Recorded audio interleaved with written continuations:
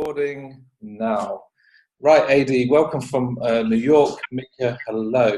Right, anyway, so we're going to begin this, and basically it was about any questions that anyone's got about spirituality, any questions that people have got about mediumship, and the development that we're going through. I remember when I was developing as a student, years ago, about 10 years ago, I was developing, and I was wondering, well, where's the information coming from? Does it come from this great source that we call the eternal source? Are people out of fucking control? I don't get it. Hello, someone speaking here?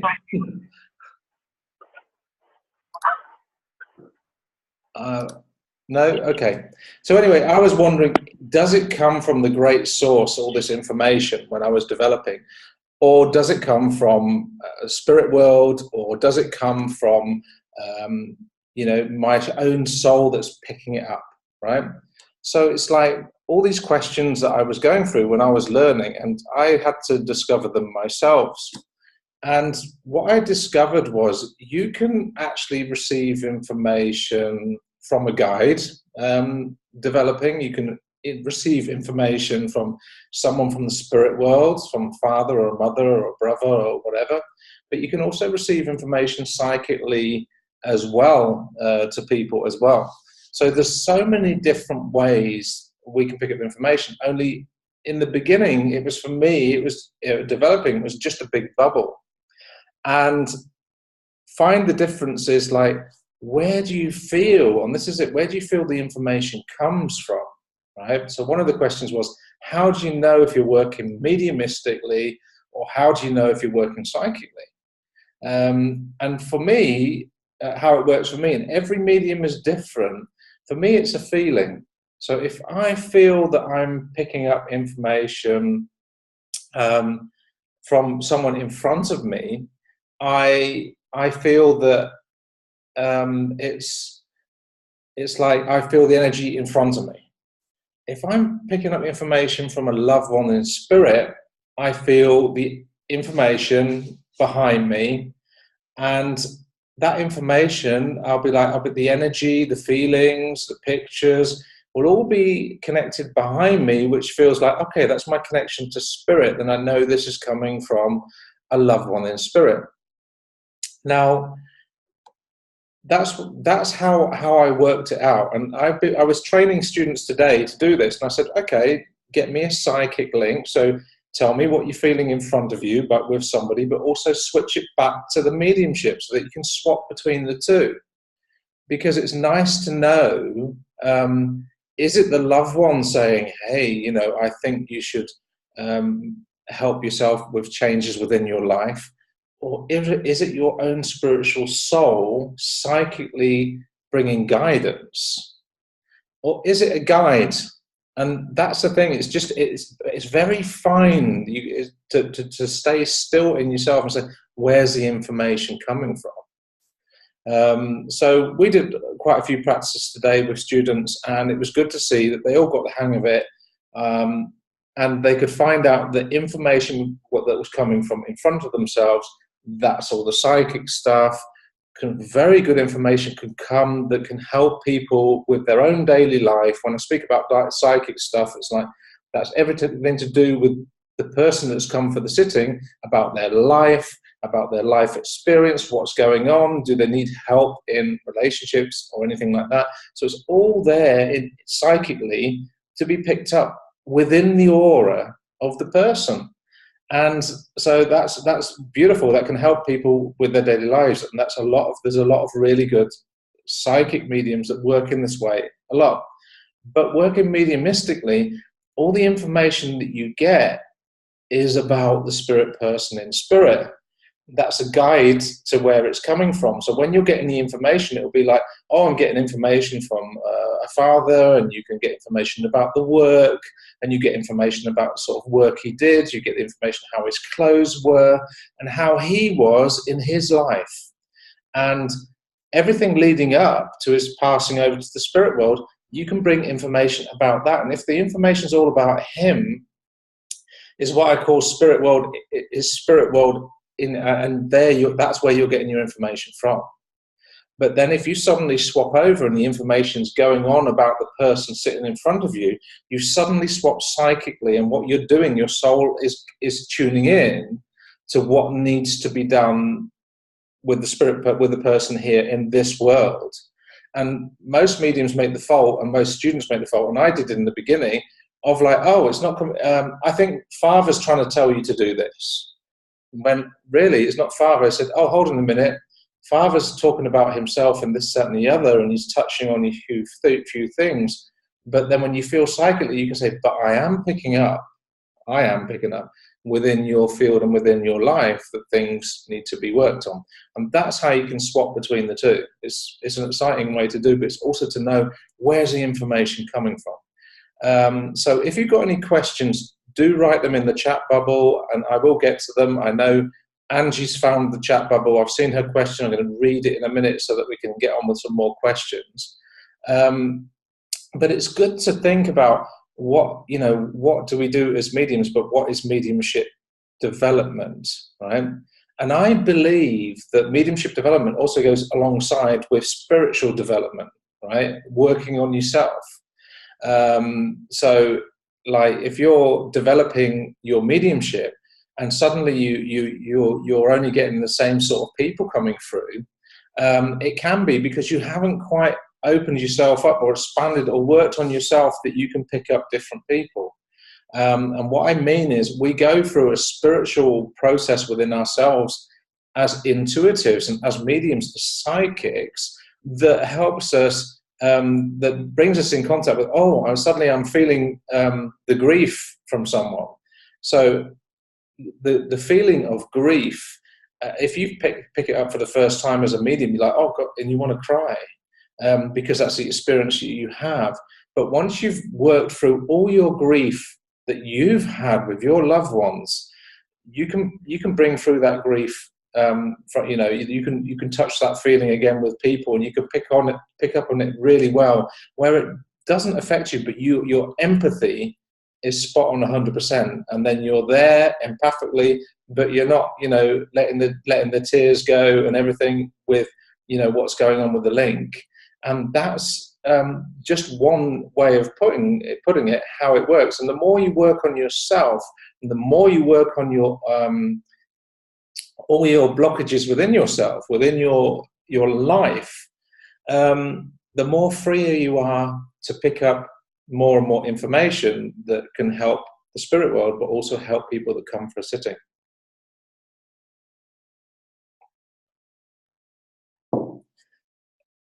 So we've got a spiritual question here. Spirit questions.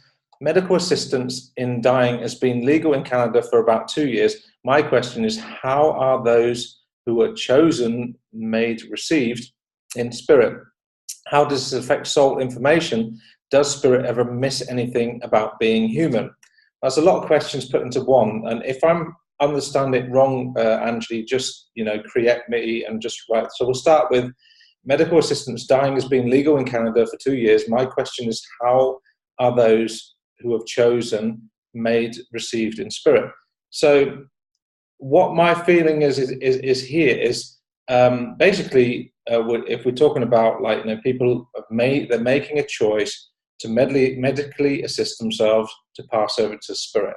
And people would say, looking back in the old days, in Holland, it's more and more. It was one of the first places that it was legalized where people could do that, and it was like people that were seriously sick that really were going to go through a lot of pain and a lot of discomfort could make the choice to be medically assisted to pass over. And what I feel in that is, it's not that they're missing anything out. I don't feel they're missing anything out they should be learning in this lifetime. I do feel it's a freedom of choice. And it's like life itself, right? And this is just my personal meaning. We always have a choice. We can choose to live our lives like 100%, enjoying every moment, enjoying everything, like the sound of the birds singing, everything, enjoying this beautiful, like 4D, 5D experience in life, or we can choose to live in a black and white life that we say, okay, this is it. This is just the way I live. You know, I just go to work, I do this, I sleep, and we don't experience it for the beauty that it is. But when someone is seriously sick towards, you know, they could be earlier in their life or towards the end of their life, and they made a choice of, I really don't want to go through this pain anymore, and I'd like to be medically assisted. I believe that that choice is okay. And I believe that people that have done that in this world are received just as lovingly in the spirit world as they would have been received if they hadn't done that and gone through all the excruciating pain and the decomposition of their body and of their physical life, that they haven't missed anything. And they, you know what, the thing about spirit is, and this is my feeling with spirit and all the connections I've had with spirit, is they're always full of love and forgiveness, and there are never any like, oh, you should have done that different, or you should have done this different, or you should have done that. So anytime I speak to my guides or speak to spirit, I always feel that there's always an empathy, there's always an unconditional love there that is supporting us at every moment in our lives, that they're not critical about that sort of thing. So that's the first part of your question. And then you got made to receive a spirit. How does that affect the soul evolution? Well, when you're like mentally sick, like when you're physically sick and you're going through an evolutionary process of sickness, and when you choose not to go through that and you choose to step out of life earlier, then I think the only thing you're missing is the pain and discomfort. And you know, it is a tricky question. It's a tricky question when someone says, I would like to do it. It's a tricky question in anything like that. But I feel that they're received with love and compassion in the spirit world, you know, and, you know, with forgiveness, because I've always had that experience with the spirit world, with all the connections I've had with the spirit world. It's just full of love and compassion and understanding. The thing is, because it's quite new to Canada and it might be quite new to different countries, there are different controversies about, oh, you shouldn't be doing this and you shouldn't be doing that. And I know in different belief systems, you're not allowed to do that. You're not allowed. So we're talking about like spirituality here. I've you know, even with my pets, I mean, I have a dog, he's 14 years old. He hasn't got pain. He can't walk very well. He hasn't got pain. And I will keep him for as long as I can. But when I feel that he hasn't got that quality of life that he deserves and he's in excruciating pain, then it will be up to me to think about, oh, do I want to keep my dog here in pain, or would I like him to be medically assisted? And it's not the same as a human being, but I know that people have made these choices before, and spirit people I've been in contact with, they say, oh my God, they've had to make that decision. And I've met an old gentleman that was going through sickness, and I've actually worked as a male nurse myself. So I have come into contact with so many people in that situation where all they wanted to do was pass over because of so much pain. And the relief that I've felt every time that someone's passed over spiritually, because I've been there many times. I've seen people pass over in so many different ways, and whether they're medically assisted or they pass through, you know, there's also, they give plenty of morphine to relax the people. I see the relief on their face, and it's like suddenly the peace comes over them. And you know, all the stuff we were doing to make them more comfortable in this side of life, suddenly the peace has arrived, and I feel their spirit passing on. So it's an amazing thing for me to be able to do it. So I can only tell you from my belief system what I've experienced, and I know everyone's welcome to their own belief systems as well. But that's the best way I can say that, because that's where I get my information from, is from what I've experienced. And I've met people that haven't been medically assisted and they've been through all the pain and they've still had the same peace on their face. We're like, oh, thank God it's over. You know, thank God it's time to pass on. It's always a difficult choice whether you're going to choose to be medically assisted or not medically assisted. But spiritually, I feel people get a chance to cut. You know, they're forgiven and they're welcome in the spirit world.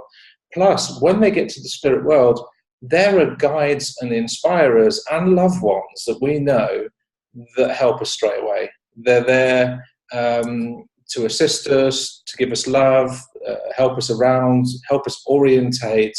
And our evolutional soul process, because you had it over evolutional soul process, that goes on, that carries on. So the moment we pass over, if we're in discomfort, we're still evolving, we're still working on ourselves, we're letting go of things that are not needed, and then we go through our own process and soul's evolutionary process when we're on the other side.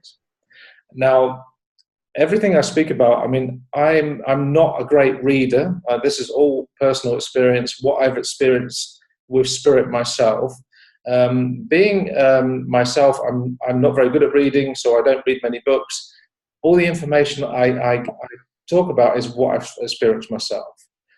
So it could be written in a different way, but I love to get my information as pure as possible from spirit. That's just what I love, and that's why I try not to read too much over other people's stuff, so that I can talk about my own experiences and give it the best way I can give it.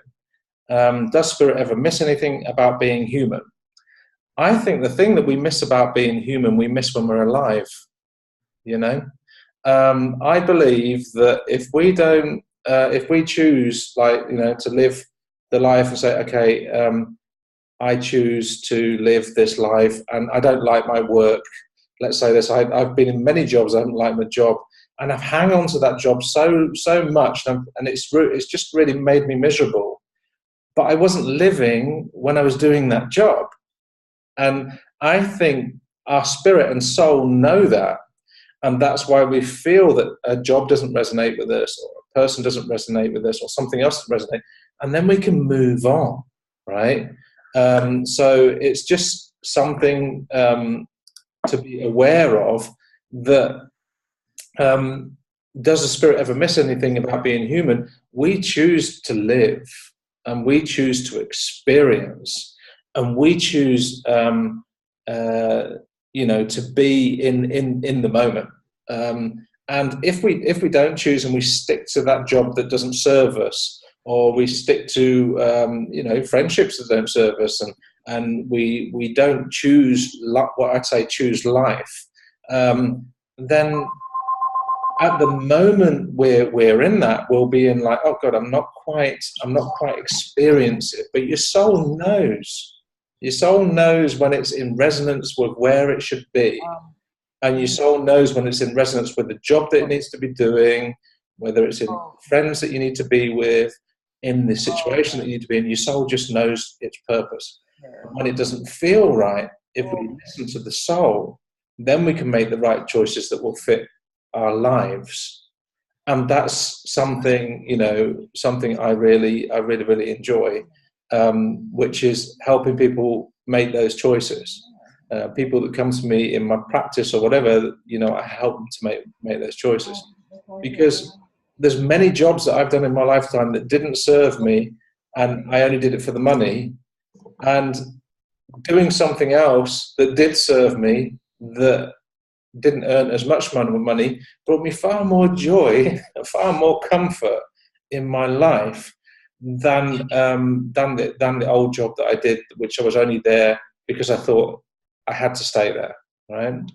So does the spirit miss anything about being human?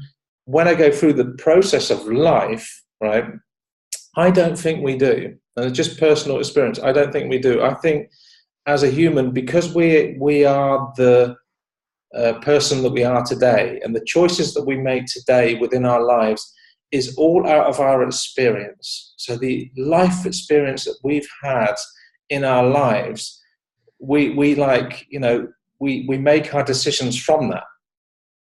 So if we listen to our feelings, it will guide us on a path. It will guide us down a pathway. But if we listen to the mind, and the mind says, no, I need to stick to this, that's also a choice. And the empowerment from every choice that you make, that's what empowers you as a person or as a soul. Like, you know, I choose to follow the path of love. I choose to follow a path of compassion. And that choice has a power in your soul that brings you forward.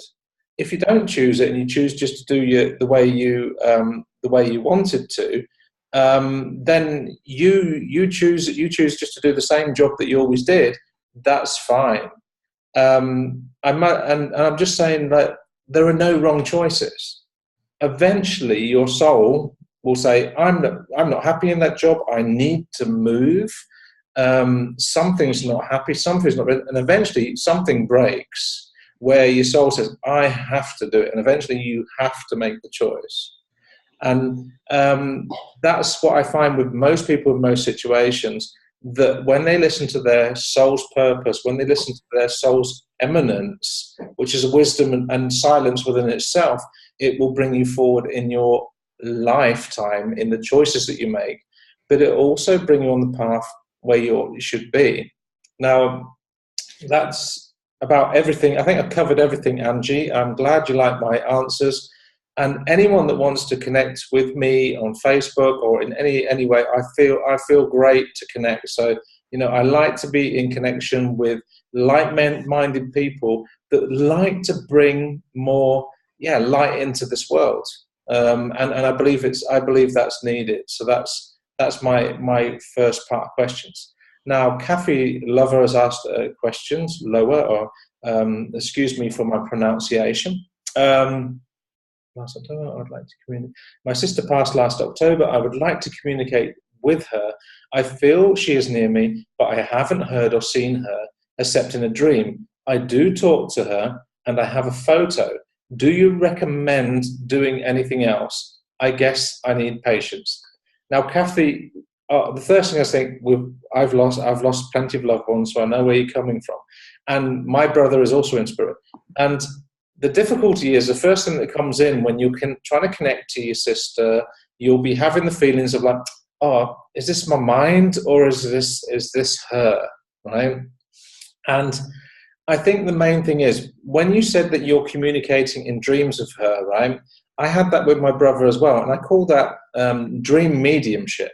They're real experiences where you can see them that they're better, and you can have a conversation with them, and they'll be saying it's all right, it's fine, and you'll have that dream, and you'll be and you wake up and you'll be like, I just feel that was so it feels like she was really there, and that experience is what I call dream mediumship. It's something that where spirit can connect on that level, right?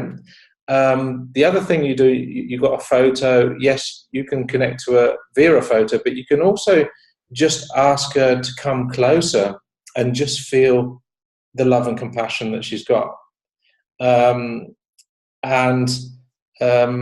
You know, so just remember, the thing is, what happens is our memory, because you've mentioned about anger with her illness.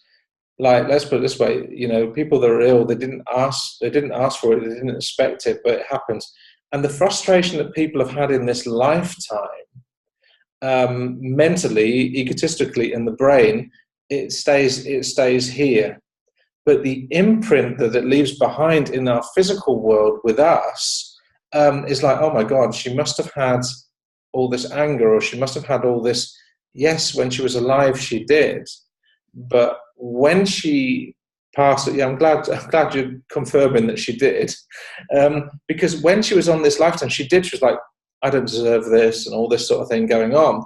But when she passes over, she comes into the spirit world where I know she's going to be getting the help and the love and compassion that she needs, right? Thing is, because you're a loved one of her, when you connect to it, the first thing that comes to mind and first thing that comes in yourself is, oh, how she passed. She must be still frustrated.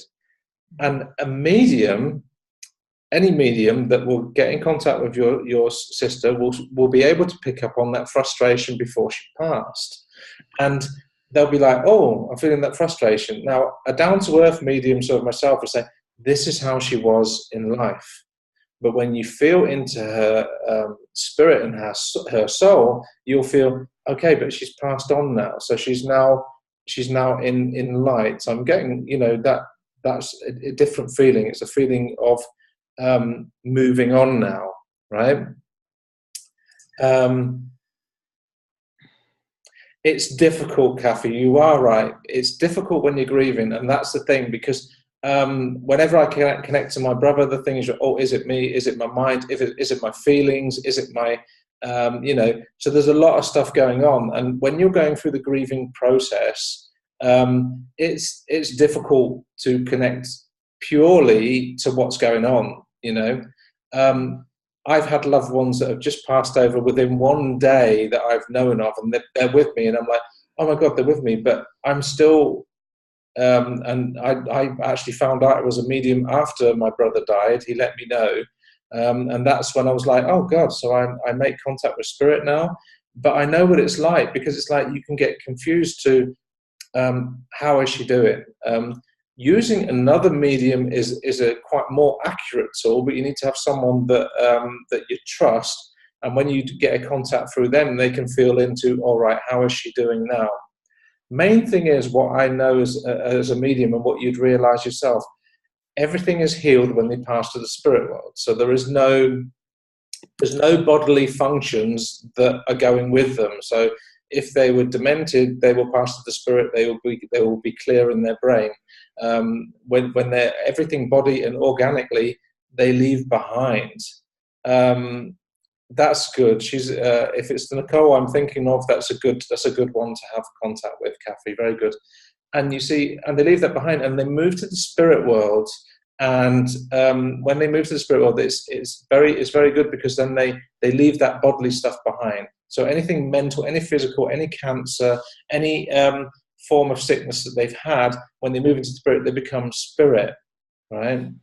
And in that spirit, they can resonate like they're healed, right? They're healed. Only they're in an energy form, a different frequency, and it's a higher frequency than ours.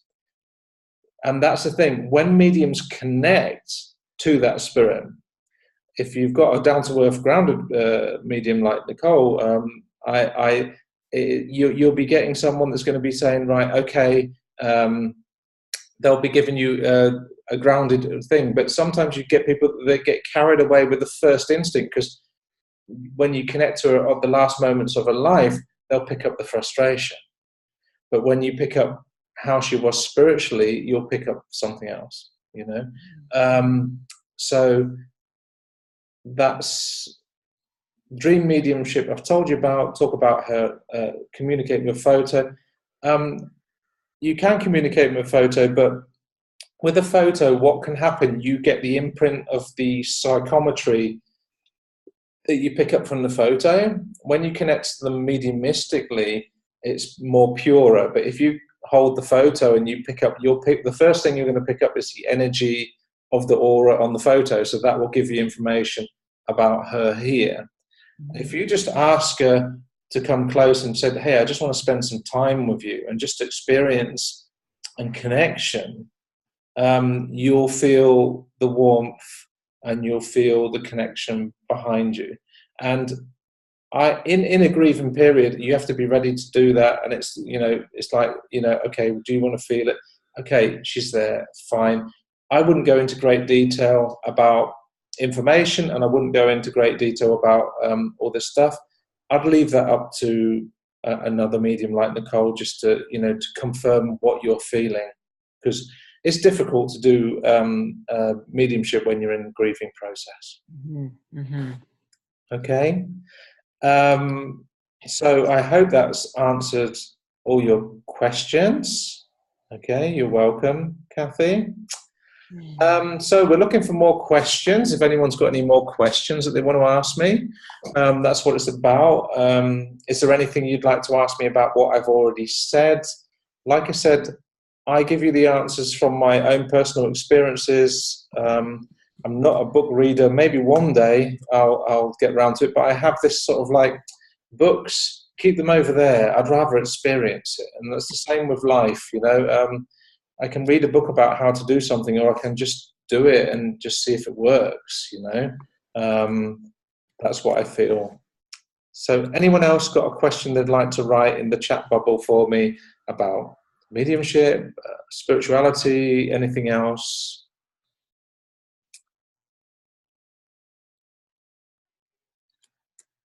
Okay, so you see fairies, they're around you and you see them in your aura.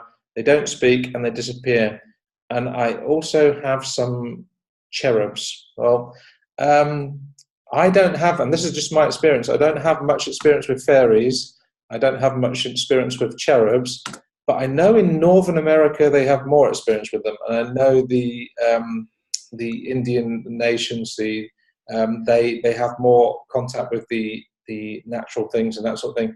I must say the only thing I've experienced before is I've seen once where I thought something flew by and it looked like something similar to a fairy, and I'm like, am I seeing a fairy here?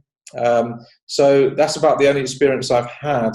Plus, I've seen the energy created and felt the energy that's created by the fairies in where is it called, in Ireland. When I was doing demonstrating in Ireland and I was doing some stuff there, the Irish are really in connection with fairies, and they're also connected with where the fairies live, and they could tell me where they live and they could show me.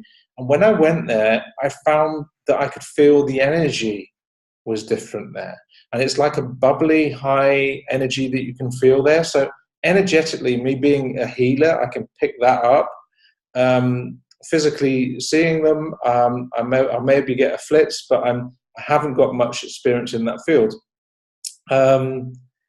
You've also seen cherubs. I don't think I've ever seen a cherub, so that would be new to me. And a sacred geometric object too. Yes, they are. Because in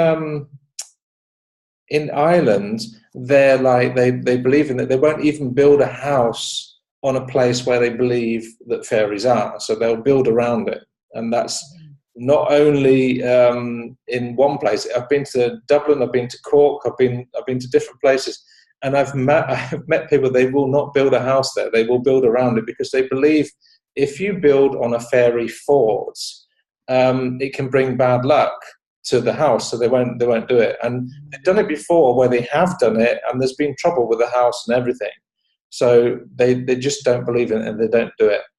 And one guy that was there, he's also a medium, a good medium in Ireland. He said to me, look, this is fairy energy, come here, feel this. He was a healer. I was like, okay, that's good. So I do get excited around the energy, but I haven't had any experience seeing it in people's auras or communicating, because I don't even know if I've never tried to communicate with them. So that's just me. Interesting that you see a sacred geometry object too, because it's interesting because I believe there's a lot of wisdom in the thought that's been put into that geometric objects as well. So anyone else got a question for me? Anything else that they'd like to know about mediumship development, spirituality? Just write it on in the chat bubble here at the bottom. Let me know what you'd like to know.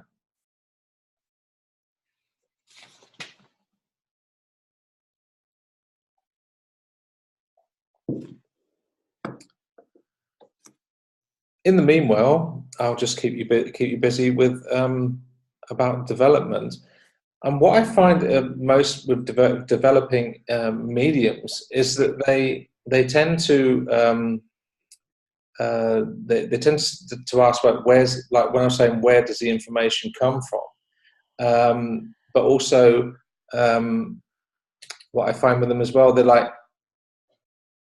you can get sometimes highly sensitive, where you feel like, is this me or is it someone else? You know, like most people that are mediums or developing on spirituality, they're like, how does that feel? You know, and I find that the biggest tool that I can give people that are learning about, you know, mediumship, they're learning about their own sensitivity, like, oh God, I'm feeling all this changes in myself. I feel quite heavy.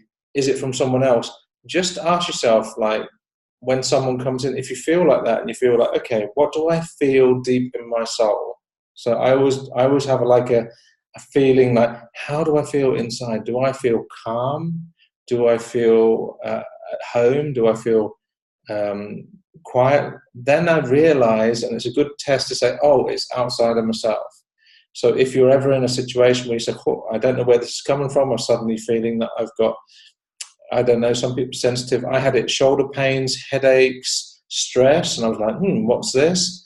Until I asked a colleague that I was working with, I said, how are you feeling? Oh, I've got headaches, shoulder pain, and stress. I said, oh, really? Then I could go into the silence in myself. I said, how do I feel really within myself? I want to feel my own feelings now. And I found that the calmness came over me. And it's also with using your altered states of consciousness, where you can choose your consciousness. You can change, you can shift your consciousness. So you can be in your daily mind, but when you're picking up something outside of yourself, you're outside, but you can have a consciousness inside. So you're like, okay, I'm picking this up outside, but I'm also feeling within myself the calmness. So you can also have a duality of consciousness, where you feel the calmness within and also what's going on outside. So we've had some questions come in now about, have you experienced physical mediumship? Well, that's a good question, because I have experienced physical mediumship. I've been to a seance by Scott Milligan, and I experienced in his seance, I experienced the trumpet flying all over the room, also touching people. I experienced that spirit could touch my hand and touch me in different places on my arm. I also experienced that other objects could move around the room, and that was with Scott Milligan. Also with physical mediumship, I've experienced David Thompson, where I got to ask one of his guides a question, and when he came to me, the guide actually physically manifested in the room as ectoplasm and walked across the room towards me in the dark and put a hand on my head.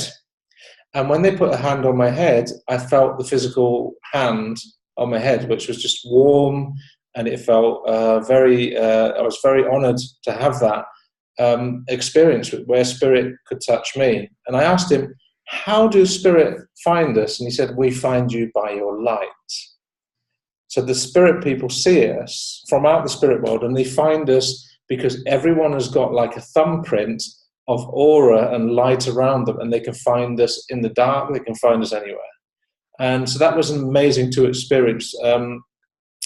Have you ever experienced physical mediumship in my own circle? I have experienced in my own circle, because I do sit for physical mediumship. I've been sitting for about 3.5 years constantly, and our sittings are about 1 hour.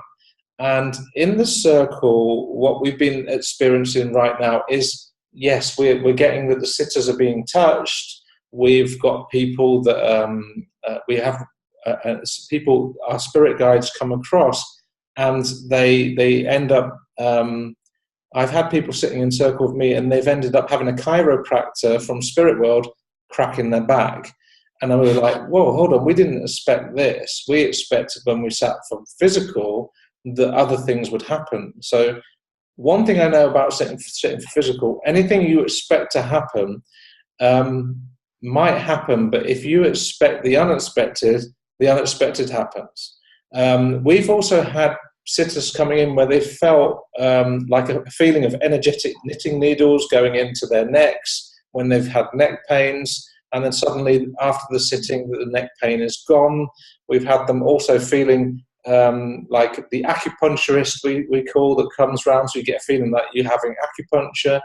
And we've had spirit touch, and we've had taps on the floor, and we've had the Northern Lights experience in the room. So there is some beginnings of physical mediumship to develop within our circle, but we're still in the baby shoes yet of physical mediumship. In the atmosphere of our physical medium circle, I find that it gets very, very, very cold, or the sitters find that it gets very, very cold in the room. Even though it's 30 degrees today, they'll find that it'll get cold on the floor, and it'll be just like, someone's put the aircon on and it's just cooling the room down. So that's what we feel when I get into that state of consciousness, because that's what it is. It's a state of consciousness. I believe I'm still in the baby shoes yet, so where it's leading and where it's going, I basically leave it to spirit. Can I speak about how trance healing works for me? Well, for me, trance healing, and me being a trance healer, anyone that's seen my video about that, how it works for me is when someone comes from a healing for me, I ask them, I said, would you like a trance healing? They say yes. They'll come in and sit opposite me, and I sort of like drift off into trance. And my guide, Dr. John Gordon, who works on the people, he works internally on them. So it's like I'll drift off into trance, so I'll find myself going down layers. And normally with if I've got a song on, it'll be one song. By the time the song's finished, about 4 and a half minutes, 7-minute song, suddenly Dr. John Gordon comes in, and my hands begin to move in healing gestures, and I release then all control of anything I do, and all the control is from John Gordon. And what happens is people experience a lot of love and empathy and energy that comes through, but they also experience inside themselves movement. If there's anything got to be done around organs or anything got to be done around the intestines, they'll feel that. And I had a lady that came yesterday for a healing, and she said, well, the rest of the day, she said, I should have gone to bed. She said, I was totally out of sync, because when you're doing trance mediumship and it's moving on to a sort of physical healing, I always say to people that come to me, I said, look, make sure you can take some time to sleep. And most people that have a trance healing from me, they need to sleep for about 2 hours, and then they're up and running again. Some people can feel aches and pains afterwards, and it may take 1 or 2 days to overcome that. But that's how it works for me. I have had someone come to me with one leg was longer than the other. So when she came to me, she had excruciating pain in the hip, because that's where it needed to be adjusted. And that lasted about a week. I mean, just imagine if you'd had an adjustment like that with a chiropractor.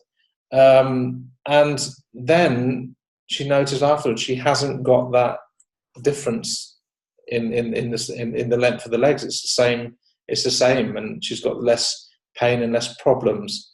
So how the trance healing works for me is I connect to the highest frequency, call it the highest frequency, and I let that just come into me, and then I release control. And at that moment, I just feel spirit coming in, and it's Dr. John Gordon, and I release control, and I just know that spirit has got this. And that's all I do as a trance healer. And I find that then the more I drift off, the more the control can be taken over, where my hands can be moved and the energy can flow very strongly through the hands. Some people feel, and this is just for some people feel that they get sedated, so they can feel like suddenly I feel sedated.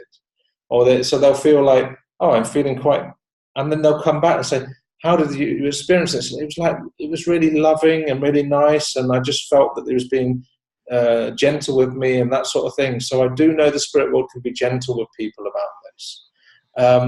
I also know of that my healing, trance healing, is changing. I don't think I'm anywhere there yet. I have a different circle for my trance healing. So I have a circle that sits for Dr. John Gordon in my healing circle, and I also have a trance circle that sits for me for trance, because then I'll have more commitment to both of them, you see, because there was a lot of healing going on in my trance circle. I thought, well, okay, let's move that and give it the attention and love that it needs so that I can develop that more. And since I've been doing that, then my trance and physical circle is now more open to new phenomena, new things. Working with the spirit world, working a lot with my consciousness to get me out of the way so that spirit can do more work, which is quite amazing. So here we got one from Richard. I was wondering, similar question, can you explain what trance healing is? Well, there you go. Basically, if you're, I'm doing trance healing with a guide. You don't have to do trance healing with a guide. You can connect to the highest power, highest energy, highest frequency in the world or in the universe, and just let that slowly come into your consciousness, into your mind, into your body. And when you just have that connection and you let it flow through you, you can be guided to let that energy become one with you. And this is how it feels to me when I'm doing it without the guide. So it becomes one with you, and you become the oneness with the healing energy. And when you become the oneness with the healing energy, you can just let that flow. Now the person that's sitting opposite you to have the healing. They can either be lying down on a table, but you just let it flow. So you're giving a trance healing without the guide physically coming into your body, and like I was explaining with my trance healing, they can be lying down. But what happens then? My guides can then walk around the table, and people have felt them by their feet, and they've felt them by their arms, and they've felt them doing stuff. When all I'm doing is holding space in trance, letting the energy flow through me. So it's like, I believe that if you do it correctly, you can, it feels like you're totally drifted off where the energy flows through you, and your consciousness is no longer there, but the spirit have got this. And that's how it feels. It's a total just letting go and letting happen what needs to happen within the healing. When I come out of trance, just so that you know, I'll come out and I'll just feel all my hands are tingly up to my arms, and my body's tingling. I think, whoa, something's happened. And that's when the awareness, the brain comes back in and say, whoa, there was some strong energy that came through, you know. So two different ways that I heal, also two different ways that I teach healing. Is healing with the guide, but also healing on this way as well, like just letting the energy and the consciousness of that healing energy. And that's amazing, right? When you get in contact with the consciousness of it, it can also bring healing words through. And it just doesn't have to happen at that moment in time. It can happen after the healing, where you just say, I just need to tell you this. And it's an amazing experience where the energy and healing can be combined with words, and that can bring just the right healing that needs to be brought at that moment in time, because some people need to be healed emotionally. So that's, something that can be combined with it. So have I been to Montreal Institute in Vancouver Island with Dave Elder? No, Angie, I haven't. I wish I had. It sounds interesting. I'll have to put it on my list of things to do. Dave Elder, no, I haven't been there. So it's Montreal Institute on Vancouver Island with Dave Elder. I'll certainly remember to ask people about that. Sounds interesting, Angie. Did you experience physical mediumship in your own circle, Jason? I've explained a little bit about that, what I've experienced. And we're still at spirit. We're still going through a process, because the thing is, with a physical mediumship circle, it's different than a healing circle. Healing circle needs to have like a beautiful circle which I believe has unconditional love, and we can get on, right? And there's a nice balance in the circle.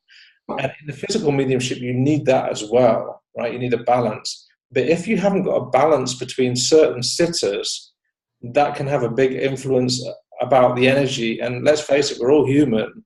So, now and again, you would have sitters that don't quite agree with each other about something. So the balance isn't quite there. But the experience with the medium myself, I can be in the cabinet sitting and experiencing a wonderful experience as a medium, where I can feel spirit working with me energetically, and suddenly they'll take me to spaces and places that are amazing. And you can be even feeling. Sometimes I feel the energy a lot of energy around my face. I feel a lot of energy around my body, and it's like I can't measure it yet, because we're in the baby stages. But what I know is, it's like your soul knows it's in the right. When you say your soul knows when it's in the right place at the right time. When I'm sitting with spirit in physical or for healing, I just feel that my soul feels that it's doing the job that it should be doing, and you just know that you've come home, and that's just something that resonates with me. So something to go there. Okay, so I've got another one. Both Scott M and Dave T will be here at the Aries Symposium this September in Phoenix. I will be there. I won't be there in September, will I? August, September. I might, no, September, October. I'm going to be in October, so I might just miss that, Angie. But sounds very, very interesting. I'd like to know your experiences about that. It is wonderful, the afterlife research that they do. Amazing. And I am open to research, because I let my brain waves be measured once in a while to see what's going on. And it's quite amazing to know that your consciousness can change for the period that you sit. The more you sit, your consciousness changes, and in different states as well. In the beginning of a sitting, you can be in a certain level, or how you want to call it, but then you can be in different levels when you let yourself be measured. So it's very good to be open to research, because the more that we know about these things, it's amazing. I think it's an amazing phenomenon that mediums can shift their consciousness from daily thinking, like here's me daily thinking, and suddenly shift to an altered state, just like that. And that's an amazing thing. So we can also go into what you would call trance levels, but since the research has been that I've been hearing about, that people have been measuring my brainwaves and others, people are going into like an evolved state of mind, which isn't the deep trance that you'd expect. It feels like it. It's cold, and it feels like it's deep state, but it's like an evolved. They call it an evolved mind, and it's quite amazing the research that's being done there. So that's the only thing I don't know much about it, but I know the person that tested me told me about it, and it's quite amazing what they do. Music for trance, yeah. I love, if you listen, the Gladiator film, anyone that's ever got the soundtrack from the Gladiator film, I love it. And there's a moment there where there's a soundtrack being played where he has to, in the movie, he has to make the choice of, am I just going to accept the fact that I'm going to be stuck here my whole life? And then he gets to see this vision. It's like, whether he's dreaming or whatever, where he makes a choice to say, no, I'm going to choose my path, my soul's path. And the music they got with that, and it reminds me of it, it's just amazing. And it just really gets me into trance. Wayne Dwyer, I don't know if I've really got Wayne Dwyer's music, but on iPhone or iTunes, I looked it up, and I get a tribute to Wayne Dwyer. There is some good tracks that I use from that. that help me get into trance. But when I'm sitting for physical, if I basically tell you, I mean, I'll listen to, you know, anything from Everessence to, you know, whatever it is. Once I've had my Lisa Gerrard's soundtrack, which did the that's my going in to trance. They'll be playing any sort of music that fits in with the sitters and me. So I won't be hearing the music. Sometimes I'll hear the first two songs, then my consciousness is somewhere else, and I'll come back and hear the last two songs, and then I'm back out again. So that happens. Sometimes I come in and out in the middle. It depends what level spirit want to experiment with, because it's just as much as an experiment for the spirit world as it is for me. So and for the sitters. And I think that's something to really be aware of. There is so much going on behind the scenes that we don't understand yet. And there's many things that people have written in books, and many things that people have could have written about physical mediumship. And there is a recipe. I'll call it the recipe for bread. If you get a recipe for bread or recipe for a physical circle, you try to hold on the certain guidelines of that recipe so that you can get it to work. But then the main thing is to have a balance and empathy for each other and unconditional love for spirit, and just be happy with everything that comes.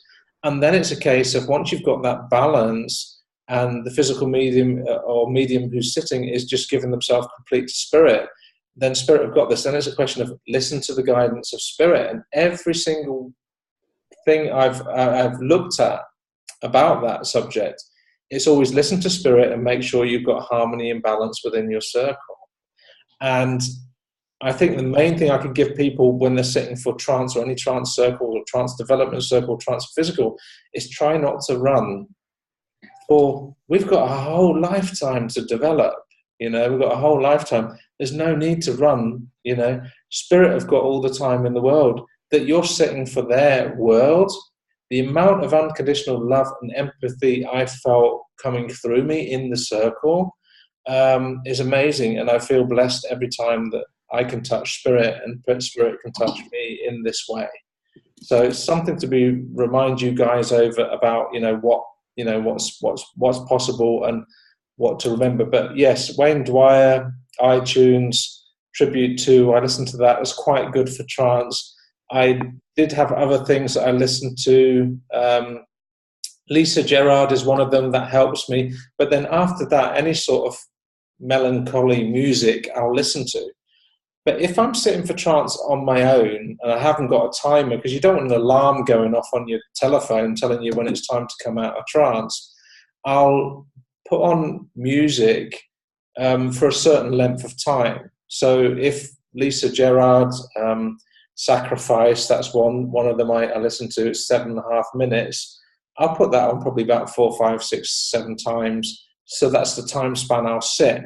And when that soundtrack is finished the last time and it goes silent, I know it's time to come back. But I also have a coming out song. So, and I think it's quite funny, but a coming out song is a song that wakes me up. And it might be It's Time to Say Goodbye by some opera singer. And that would be the time to come back. Or it might be a different song that was basically time to say goodbye. So those sort of things I use to go in and come out of trance when I'm doing development on my own, just so that you know about that. Let's have a go, look at what's next. Could you do the sitters feel physical touch on the outside of their bodies during trance? Yes, they do. Do they hear Dr. John speak through you? Yes, they do. When last time I was in Canada, Dr. John is really happy to speak on what he's doing, and he guided. Basically, last time I was in Canada, he did a sort of like circle for people that were invited on the trance week, and I find that he guided that quite well. So when I lost, because my mental mind would say, I don't know about letting Dr. John do all this. I don't know how to do all this, but when you let go of your mental mind, and this is being trance, it's like, okay, just let go. Spirit have got this. He spoke. He introduced himself. He asked for volunteers, and 3 people got healing. And he held hands with the other people, and people could all feel the energy, amazing energy in the circle at the time. And the 3 people that had healing were happy that they didn't come with a car that day because they needed to sleep it off. And it was just like spirited, orientated that they got chosen, and they were just happened to be not bringing their car but traveling with a friend. And they were like, one person said, I felt like perhaps cancelling the second day because I felt like, whoa, there's so much happened. But when they'd had that healing, the next morning they were up, fresh as a daisy, back to the workshop I was giving, and enjoyed it. So yes, Dr. John does speak. He doesn't speak every time in a home circle because it's about using the energy. It's about doing that. He knows how to speak, so he will speak when it's time. He'll probably speak if needed in a healing. So that's something to remember. I found that since I've been letting go of the conscious mind, a circle should be like this. That I let spirit, they got it. So they don't need to say, oh, I'm Dr. John here, I'm just going to give you all a healing every week. He just comes in and he does the healing. He's done the speaking before, so he'll do that whenever he's doing something for students, to let them feel the energy, and he'll explain what's going on. But that's beautiful. It's a beautiful moment. But I do like to always, because me having that analytical mind, I always like to say, well, if I get myself out of the way, it's okay. Dr. John's got this. It sounds interesting. Just going to look at the rest of the questions. That makes so much sense. I'm glad it's making sense. What you said about the 2 types of healings. The 2 types of healings. Basically, I call it energy orientated, like from the highest energy, highest frequency orientated trance. So you let that guide you to where you need to be to let the energy come through you. I love that way of healing. The guide coming in and just, connecting to the highest frequency of energy, and then inviting your guide in and just letting the guide come in to assist is a different way of doing it. But it's also a very, very beautiful moment for the sitter and also for yourself if that can happen. 2 ways that I do the healings. And so it's nice to do it. Sometimes I do hands-on, where I'll just put the hands on the shoulders and let the energy flow through people. It just depends what spirit orientates me to do. I just release control and just know that spirit have got this. What you said about 2 types of healings, yes, I know the soundtrack. Okay, so sorry, I don't know. I was on mute. My cat talks a lot. I actually enjoyed talking to your cat, and I think your cat actually enjoyed talking to me. So no problem if you didn't have it on mute or whatever. It really doesn't matter. Once I'm in the flow, there's not much that stops me. And animals love it when there's a bit of energy work going on. Animals just turn up. I know Nicole in Canada. Her dog always turned up and used to do my meditations whenever I did meditations like this, which I did. It was like the Journey of the Soul series. It was an 8-week course, meditation course. Her dog turned up every time just to do the meditation, and ended up, just sitting there looking through the camera. Loved it. So animals love this energy work, and they know when it resonates with them. It's good. Okay, so Michelle, awesome. You'd love to experience that. What I realize is in my development, I think it's anything to remember. If you think I'm only going to be this sort of medium, I only thought years ago, I think I'm just going to be a medium that does private sittings. I think that's all I'm going to do. And it made me feel better, because I thought, hey, Spirit, I'm only going to do private sittings. I'm not going to do any demonstrating stuff because that's too scary. And before I knew it, I was up on stage and the teacher was saying, come on, get up and give us a link. And I was like, yeah, but I don't normally do this. You can get in contact with spirit, can't you? I say, yes. Well, go on.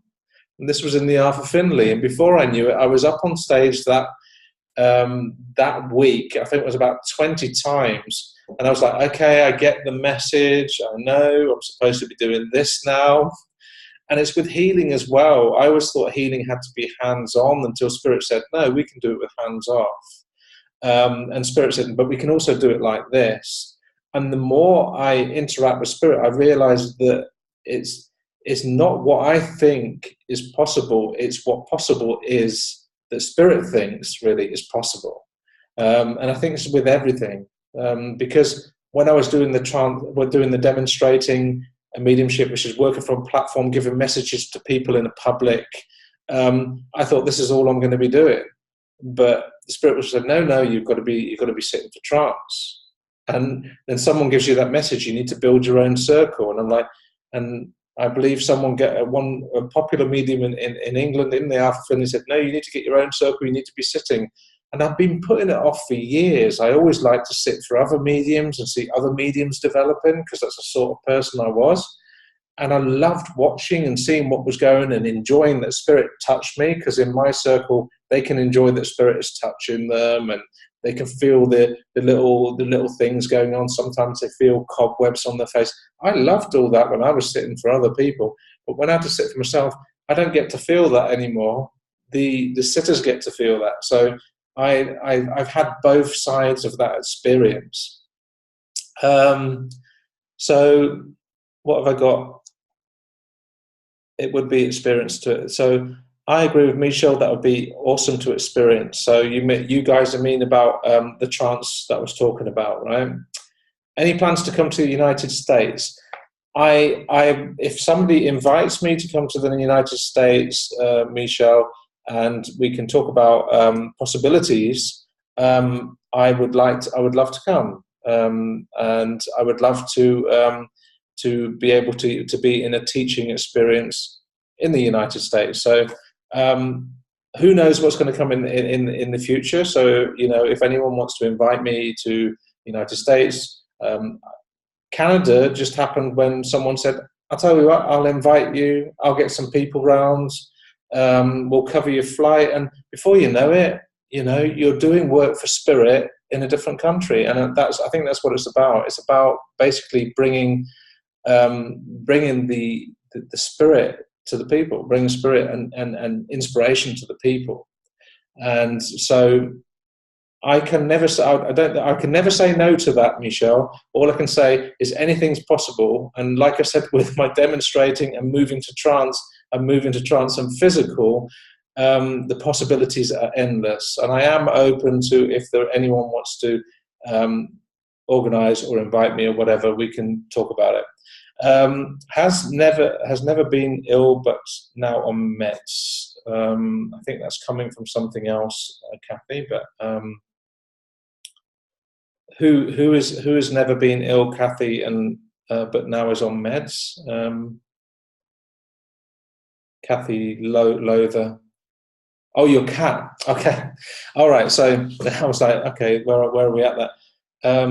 But yeah, these things happen. But I'm glad she's doing all right. Thank you for doing this talk. I love your down-to-earth personality and answers. Oh, thank you, Michelle. That's very nice of you to say that. And I believe when we're working with spirituality, right? Spirituality is about bringing spiritual stuff down to earth to people. And I believe that, I can make it, if I can make it as grounded as possible, it's more understanding for people. And I don't believe that, I've had mediums say to me, you're going to be a good demonstrating medium. I've had mediums say to me, oh, you're only going to be doing healing. I've had mediums say to me, yeah, I think that healing works for you, demonstrating is not for you. And I've had mediums say to me, oh, you're going to be a great demonstrator. And then say, oh, you're only going to do one-to-one sittings.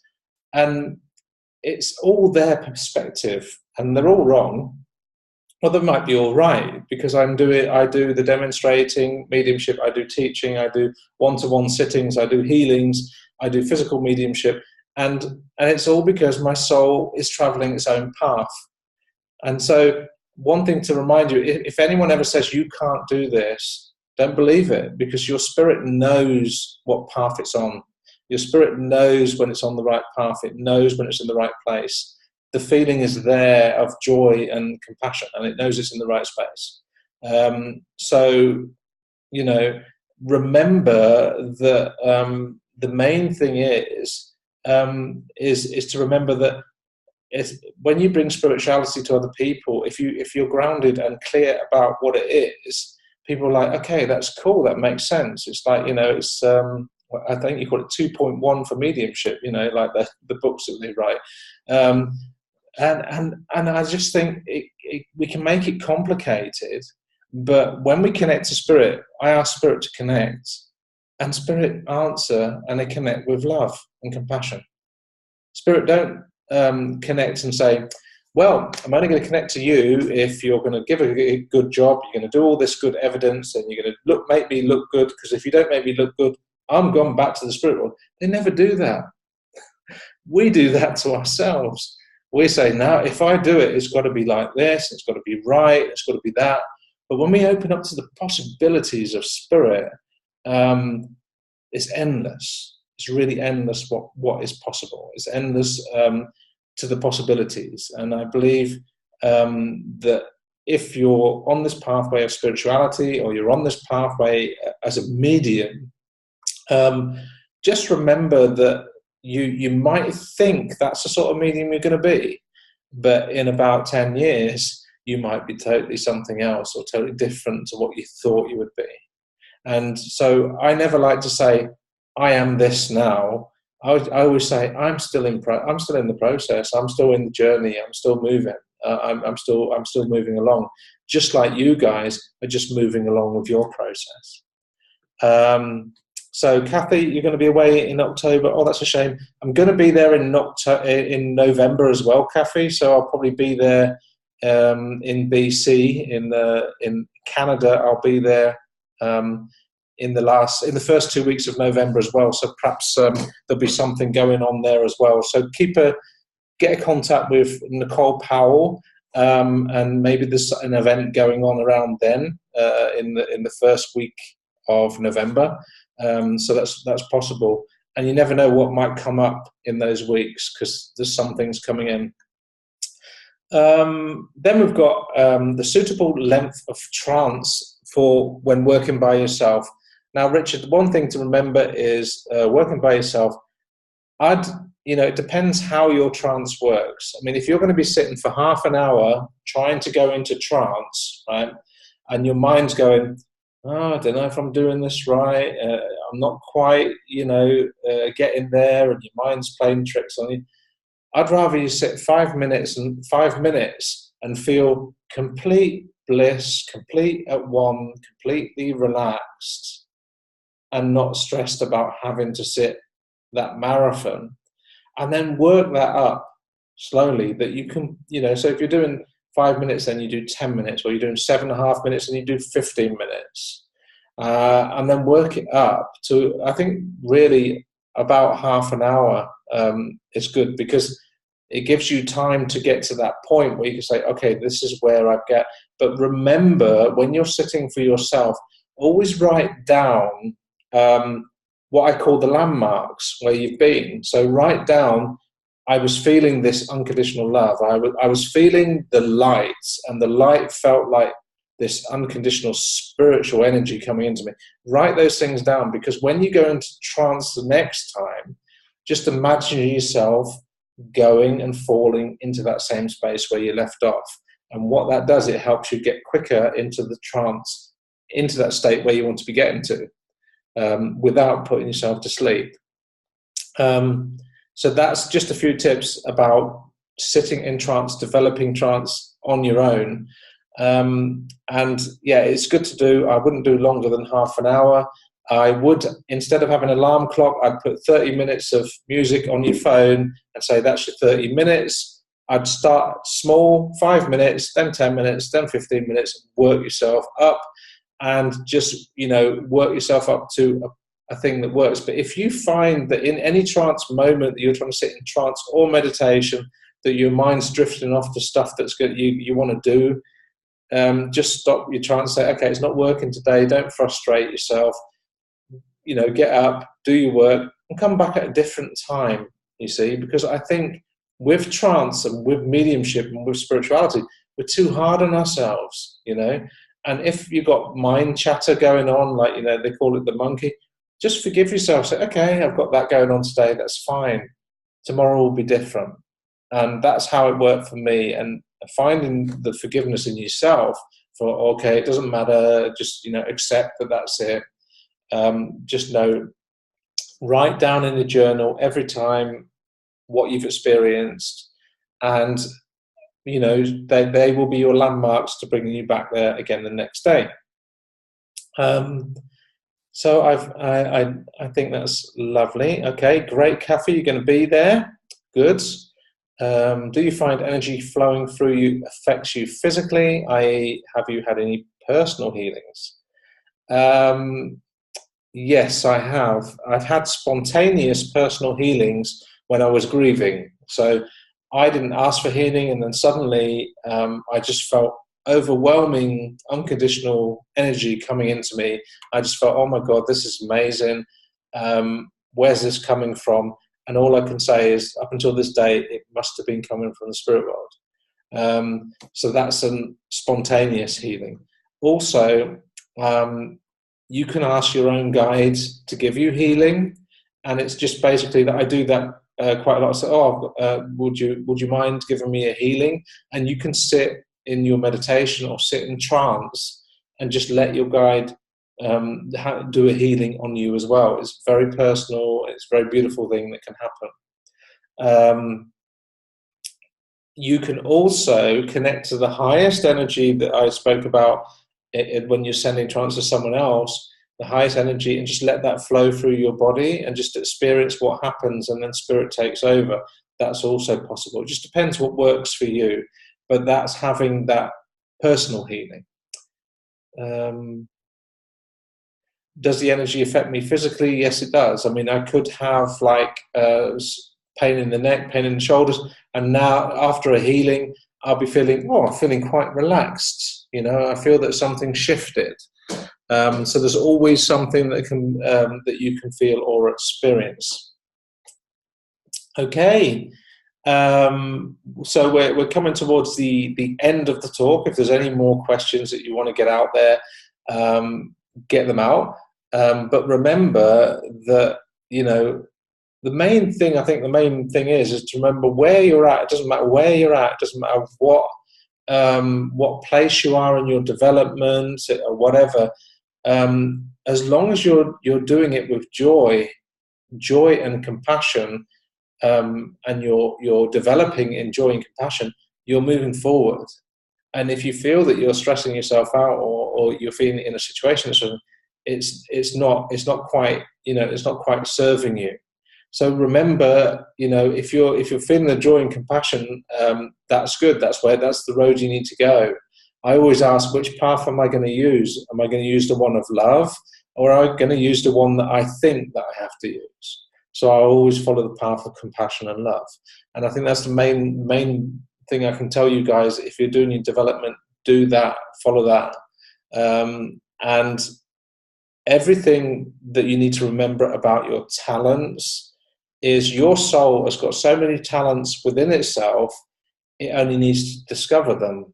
And you may think that you were only going to be a private sitting medium, or was only going to be a demonstrating medium, or only going to be a healer.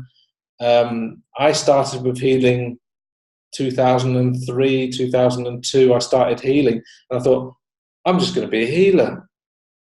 No, well, look where I am now. I'm in a totally different space to where I was then, but that is all I could comprehend back then.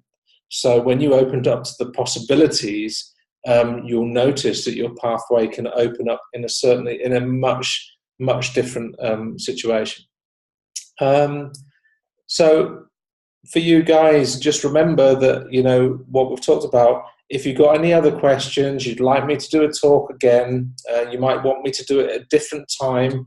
I know New York time is different to different times. So, you know, any other time. I am planning on doing, I think for me, it's like a Sunday morning thing. Like I'm planning to do maybe a development course on a Sunday morning, which might be for you guys, your Sunday morning. So it might be something like, let me just throw something, 11 o'clock in Canada and 9 o'clock in USA somewhere, where I might be planning on putting on a course for development.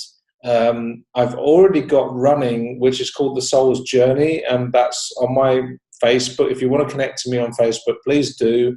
The Soul's Journey is basically it's the development within yourself, within your own soul, and letting go of stuff and moving forward. Some people have done it. Richard's done it. He enjoyed it, and it really helps you to get in touch with your own soul and your own purpose and let go of stuff. And some people have experienced this. It's really a great transformational process. So all I can say is check out, keep an eye on the Facebook, keep an eye on my website, and if you click on the flag, you'll get it in English. Anyone else got any questions before I log off?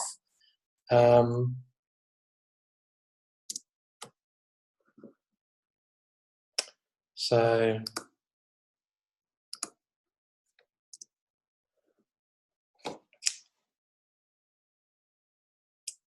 yeah, the 3-day trance workshop in October on Vancouver Island is going to be amazing. Last trance workshop I did in that space, it's in the healing sanctuary as well, in, you know, the eco village, was amazing. The energy there when you walk in is amazing. They've had Buddhist monks there, you know, they've had, you know, so many spiritual things going on in that place. It's so much energy there. The 1-day trance, you were there, Richard, it was an amazing experience. So yeah, it's going to be an amazing thing this fall. So I've popped in the chat my website. If you click the English flag, you'll find information about what I'm doing, upcoming events. If you want to sign up for my newsletter, that in Europe we need to have your permission. So if you get an email from me saying, would you like to sign up for this and would you like direct marketing, we have to do that because we're not allowed to do it. Otherwise, your email addresses will be deleted because we're not allowed to hold them. If you know what I mean. That's just Europe privacy standards at this moment. So you may receive an email from me just asking, would you like to be up to date on any events I'm doing? Anyone that wants to contact me about anything, please do.